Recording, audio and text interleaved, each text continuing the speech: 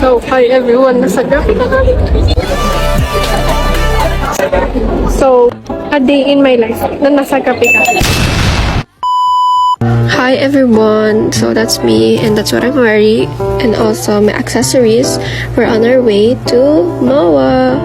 Ayan, nahihilo na ako dyan. I have my jacket on top of my head because I hate the aircon in the bus.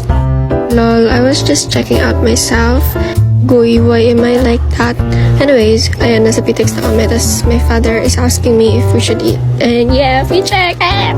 And girl, nakapila na kami dyan. And then, wala lang, ang ganda lang kasi ng skirt and the wind. Ayan, nasa loob na ako ng bus niyan. Katabi ko si daddy and the bus was so crowded. Like, ah! And ayan, another fit check tayo. Nasa loob na kami ng IKEA niyan. Malapit na kami sa event, sa Slay.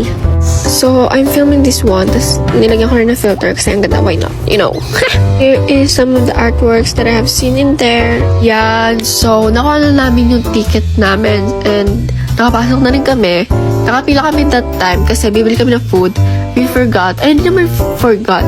Ano lang, nagmamadali kasi kami so hindi kami nakakuha ng food. Ayan yung food ko and drinks. Tapos ayan si daddy, sabi ko sa kanya mag-hi siya. Tapos ayan, in-enjoy ko na yung food ko that time. Tapos nakikinig lang ako sa artist. They are one of the designers of BBTK. And then daddy was chit-chatting. And also, may feeling yung croissant. How do you pronounce that? I don't know. So, habang nakain ako, ito is another artist naman. Pinapakita niya yung artworks na sa Voltas 5 siya. And then, ito naman is an artist na nasa Cebu sila. Ang dami nilang artworks or like projects sa Cebu with his team. This one naman is an illustrator. He's really good. Ay, ayan. So, nag-CR break muna tayo kasi naiihi na ako. After that, kumuha kami ng yaw-yaw. It was really yummy, pero ang haba ng pila, ate girl. Anyways, ayan. Pumasok kami ulit and yun yung naabutan namin. It's an artist na gumagawa ng props and who loves to make props, design props. This is a big thing for me. Anyways, uwi na kami that time and nagpapirma ako. Like, ayan, galing ako si Arnian and you can hear me saying, medyo sad talaga ako niya kasi matatapos na. But it was a fun experience. Ayan, I'm with daddy again.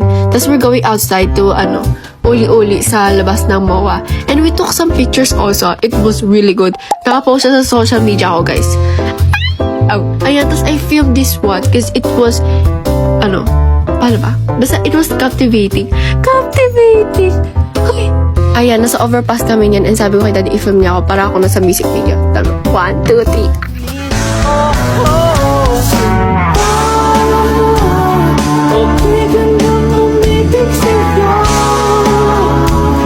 Ako'y maghihintay sa iyong pagdating at tatanggapin kita.